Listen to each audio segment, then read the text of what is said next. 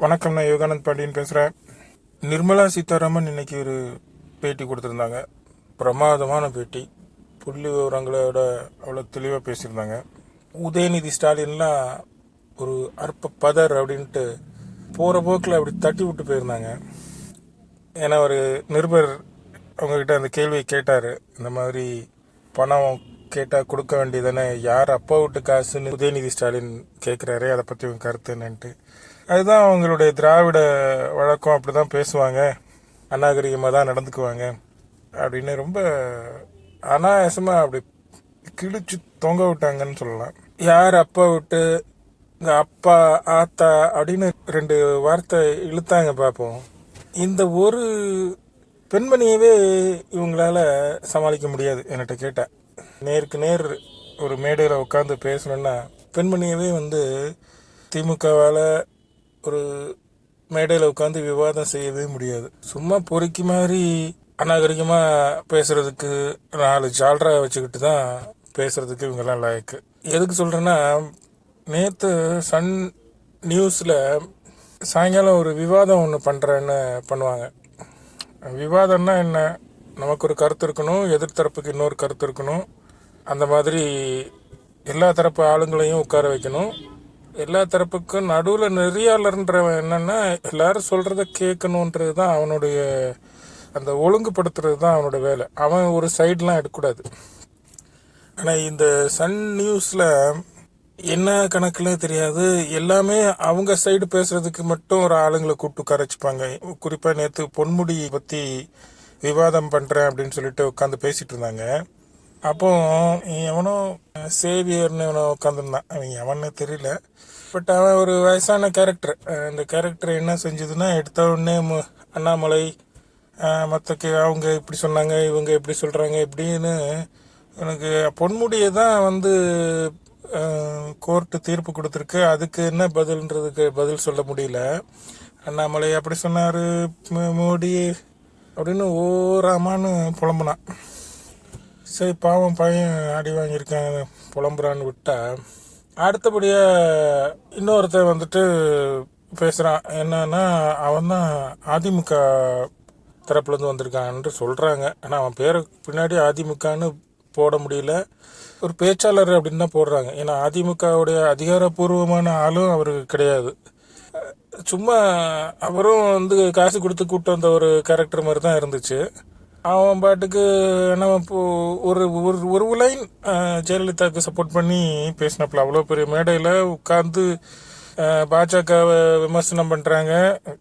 விவாதமே பொன்முடி கைதாகக்கூடிய இந்த சூழ்நிலை, தண்டனை பெற்றிருக்கக்கூடிய இந்த சூழ்நிலை திமுக எப்படி எதிர்கொள்ள போகுது அப்படிங்கிறத பற்றி தான். ஆனால் அந்த சூழ்நிலையில் எல்லாருமே அந்த விஷயத்தை விட்டுட்டாங்க. பாஜகவை பற்றி, அண்ணாமலை பற்றி இப்படி தான் பேசிகிட்டு இருந்தாங்க. சரி, ஜெயலலிதாவை பற்றியும் பேச ஆரம்பிச்சிட்டாங்க. ஜெயலலிதாவை பற்றி பேசும்போது மட்டும் இந்த ஜெயலலிதா ஆதரவாளர் போல இருக்கவர் எதாவது எல்லாம் ஒன் சைடாக பேசினா நல்லா இருக்காதுன்னு ஒரே ஒரு அப்புறாணியை கூட்டு உட்கார வச்சு பேசின மாதிரி பேசிகிட்டு இருந்தாங்க. கடைசியில் சரவணன் அண்ணாதுரை, நம்ம மெல்டிங் பாயிண்ட்டு, அவர் உட்காந்துருந்தார். அவர் இன்னும் சட்ட நுணுக்கங்கள்லாம் எடுத்து பேச போகிற மாதிரி அவர் உட்காந்து இந்த விவாதத்தை நம்ம கவனிச்சோன்னா, எல்லாரும் தப்பு பண்ணலையா, நாங்கள் மட்டும்தான் தப்பு பண்ணியிருக்கோமா, இது இதனால் மக்கள் ஆதரவு ஒன்றும் திமுகவுக்கு குறைஞ்சிடாது அப்படின்ற விஷயத்த, குறைஞ்சிடக்கூடாதுங்கிற அந்த ஆசையை, அந்த சப்கான்ஷியஸ் மைண்டாக மக்கள்கிட்ட இதெல்லாம் சாதாரணம்தான், அப்படி தான் இருக்கும் அப்படின்னு சப்கான்ஷியஸாக மக்கள் மனசில் பதிய வைக்கிற வேலையை தான் சன் நியூஸ் செஞ்சிட்ருக்கு. சன் நியூஸ் இது மக்கள் கோவப்பட்டுறக்கூடாது, பொங்கி எழுந்துடக்கூடாதுன்னு சொல்லிட்டு இந்த மாதிரி ஆளுங்களை வச்சு விவாதம் பண்ணுறேங்கிற பேரில் பொன்முடி அவர்கள் ஒரு தனிப்பட்ட இழப்பு அவருக்கு, திமுகக்கு இதனால் எந்த இழப்பும் இல்லை அப்படிங்கிற மாதிரி சரவணன் அண்ணாதுரை பேசுகிறாரு. இந்த பக்கம் அதை ஆமோதிக்கிற மாதிரி இன்னும் 2 கேரக்டர் பேசுது. அதுவும் எந்த கட்சின்னு சொல்லிக்கல. நடுவில் இந்த அதிமுக அவரை பேச விட்டு அவர் ஜெயலலிதாவுக்கு ஆதரவாக பேசுகிறேன், ஜெயலலிதாவை இப்படி சொல்லக்கூடாதுன்னு அவர் மம்மி பாவம்னு இந்த வடிவேல் சொல்லுவான்ல, அந்த மாதிரி குறுக்க பாஞ்சிட்டு இருந்தார்.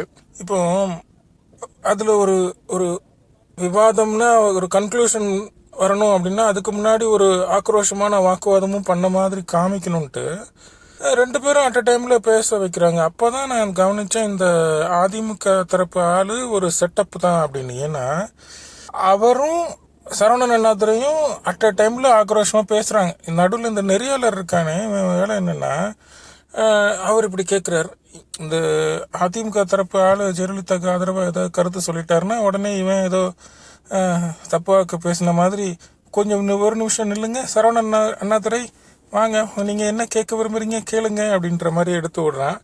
அவர் உடனே ஒரு விரலை தூக்கிட்டு யுவர் ஆனர் அப்படின்னு ஆரம்பிக்கிறான். ஐயோ அப்பா, இவன் பேசுகிறது ஃப்ராடு பசங்க 4 பேர் உட்காந்துட்டு பொன்முடி ஒரு அஜெண்டா, பொன்முடி தண்டனை பெற்ற ஒரு விஷயத்த மக்கள் சாதாரணமாக எடுத்துக்கணும், இதை வச்சு மக்கள் மனசில் எதுவும் பதிஞ்சிடக்கூடாது, திமுக பேர் கெட்டு போயிடக்கூடாது அப்படிங்கிறதுக்காக மக்கள் மனசை கண்ட்ரோல் பண்ணுற விதமாக இவங்க சப்கான்ஷியஸாக என்ன பேசி என்ன மக்கள் மனசில் பதிவு வைக்கிறாங்கன்னா, இதெல்லாம் சாதாரணம், அரசியலில் இதெல்லாம் சகஜமப்பா அப்படிங்கிற மாதிரி.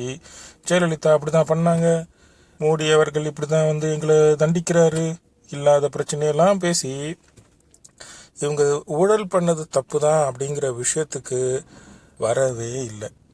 ஊழல் பண்ணால் தண்டனை கொடுத்து தான் ஆகணும், ஊழல் பண்ணுறது ரொம்ப அநாகரிகமான விஷயம், ஓட்டு போட்ட மக்களை ஓசி அப்படின்லாம் சொல்லி அவமானமாக பேசின ஒரு அராஜகத்தின் உச்சமாக இருந்த அந்த முன்னாள் அமைச்சர் பொன்முடியை இந்த மாதிரி தண்டிச்சது சரிதான். தெய்வமே அவரை கர்மாங்கிற உருவத்தில் இந்த மாதிரி தண்டிச்சிருக்கு. இவருக்கு இன்னும் நீண்ட தண்டனைகள்லாம் கிடைக்கணும், இது போன்ற மற்ற அமைச்சர்களும் தண்டிக்கப்படணுங்கிறது தான் மக்களுடைய ஆசையாக இருக்கும். ஆனால் இவங்க பேசி அந்த மாதிரி மக்கள் மனசில் பதிஞ்சிடக்கூடாது, மக்கள்கிட்ட இதை விவாதத்தின் மூலிமா என்ன சொல்ல வர்றாங்கன்னா இதெல்லாம் சகஜம், இதெல்லாம் சாதாரணம், இந்த பிரெயின் வாஷ் பண்ணுற வேலையை தான் இந்த சன் நியூஸ் விவாத நிகழ்ச்சி செஞ்சுக்கிட்டு இருக்கு. இந்த நிகழ்ச்சியெல்லாம் தொடர்ந்து ஏதாவது ஒரு பிரச்சனைக்கெல்லாம் பார்க்குறவங்களுக்கு என்ன தோணும்னா, திமுக செய்கிறதெல்லாம் சரிதான், இவங்க எதை வேணுனாலும் சரின்னு சொல்லக்கூடிய ஒரு அருவருப்பான ஜந்துக்களாக மாறிட்டாங்க. ஊழல் பண்ணுறது, அதில் தண்டனை வாங்கினா கூட அதை இல்லை தப்பு இல்லை அப்படின்னு சொல்லி சால்ஜாப்பு சொல்கிற ஒரு நிலைக்கு மனநிலைக்கு வந்துட்டாங்க. அந்த மாதிரியான அருவருப்பான நிலைக்கு வந்துவிட்ட இவங்கள்ட்ட நம்ம நீதி நேர்மை ஊழலற்ற அரசாட்சி செய்வாங்கன்னு நம்ம எதிர்பார்க்கவே முடியாது. மாற்றாக நமக்கு இருக்கக்கூடிய ஒரே தலைவர் அண்ணாமலை தான். நிர்மலா சீதாராமன் மாதிரியான அப்படி நெருப்பு மாதிரி பேசக்கூடிய தலைவர்களை வச்சிருக்கக்கூடிய பாஜக தான் அடுத்த சட்டமன்ற தேர்தலில் தமிழ்நாட்டில் ஜெயிக்கணும். ஊழல் பண்ணிட்டு அதை மக்கள்கிட்ட பேசி சமாளிச்சுக்கலாம், இந்த மாதிரி எதையாவது சொல்லி மக்களையே ஒரு கரப்டான மக்களையே ஒரு பொறுப்பில்லாத ஆளாக மாற்றிடலாம் அப்படின்னு இந்த சன் நியூஸ் மாதிரியான தொலைக்காட்சி நிறுவனங்களை வச்சுக்கிட்டு ஒரு பொய் பிரச்சாரமாக செஞ்சு மக்களை ஏமாத்திரலான்னு நினைக்கக்கூடிய இந்த திமுகவுடைய கொட்டம் அடங்கி தான் ஆகணும். நியாயம்னு ஒன்று இருக்குது அப்படின்னா அது இவங்களுக்கு தெரியவே இல்லை. இவங்களுக்கு தான் செய்கிறதெல்லாம் நியாயன்ற அளவுக்கு வந்துட்டாங்க. ஆகவே மக்கள் கடுமையான தண்டனை இவங்களுக்கு முதல்ல தேர்தல் களத்தில் கொடுத்தாகணும். அதுதான் இவங்களுக்கு கொடுக்கக்கூடிய சரியான தண்டனை. சட்டம் தன்னால் இவங்களுக்கு கொடுக்க வேண்டிய தண்டனையை இந்திய சட்டம் கொடுக்கும். பாஜக என்ற போர்வால் மக்கள் பக்கம் இருக்கிற வரைக்கும் மக்களுக்கு எந்தவித அநியாயமும் நடக்காதுன்னு நான் உறுதியாக நம்புகிறேன். மீண்டும் சந்திக்கலாம். நன்றி, வணக்கம்.